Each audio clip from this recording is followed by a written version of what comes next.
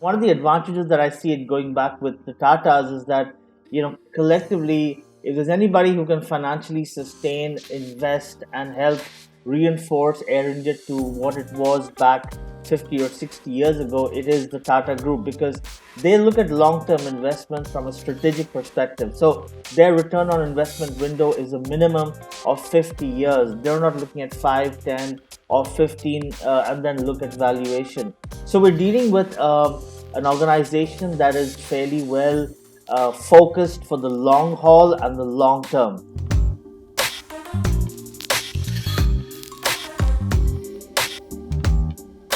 Now, in terms of where we are currently as risk, now I think this is omnipresent.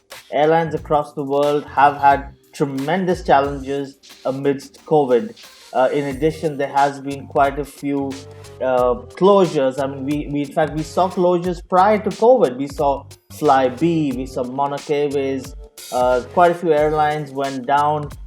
So this has been the last 4 years has been a rough patch. But I think for Air India, I think they're just fortunate enough to have interest by the Tatas, and I think as we go along, we will see something more structured, balanced in terms of a formidable airline entity.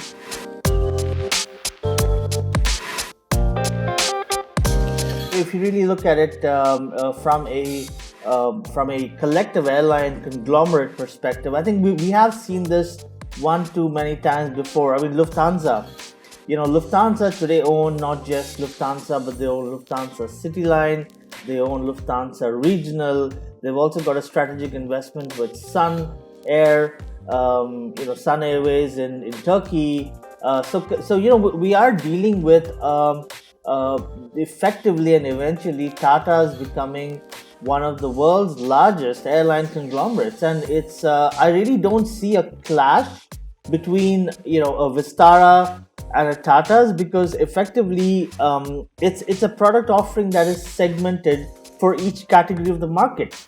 So an Air India will be more like a movement for the masses, for want of for better phrase. And I think Air India by itself should sustain itself quite effectively, because the main opportunity for Air India will be to expand globally and truly become what one would call that always wanted bare backbone lifeline for the global Indian diaspora. So Air India's is growth path is fairly structured and quite broad based from a network perspective. I think where Vistara slides in quite nicely is its strategic position of actually giving, in effect, Singapore a second major base, because Singapore, being what it is geographically, really cannot have a second hub. And Vistara, along with the Tatas, with a good foundation, becomes a very strategic role in as part of its network and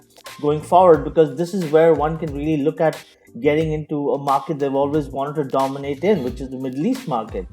The Tatas should have a fairly well structured aviation vertical that has an Air India at the global network level with the 777s and the 787s and the larger fleet. Then they'd have an Air India, which is more specific to an India market, that is with the 320s, the 321s, and even regionalizing over to Southeast Asia, the Middle East. And then you have a key segment which is the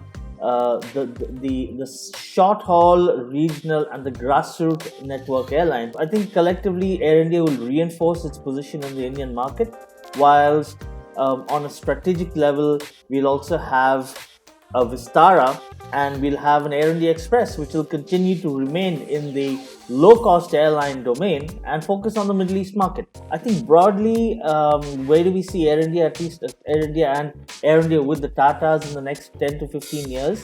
I think in effect they would be one of the world's largest airline conglomerates, and this is something that we've always wanted for India.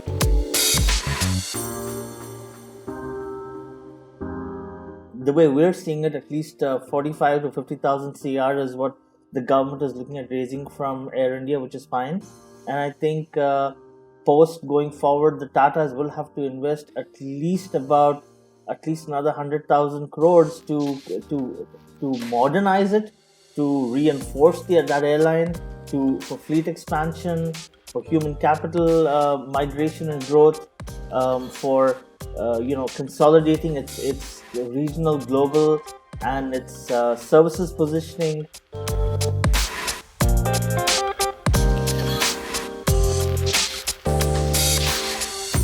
With respect to the human capital that is currently there in Air India, and whether are we going to see any possible layoffs, I don't really think so. I think Air India, along with Tata's, will have a fairly good succession and a migration plan. I mean, let's not forget, at least 50% of Air India's workforce should be retiring in the next 7 years.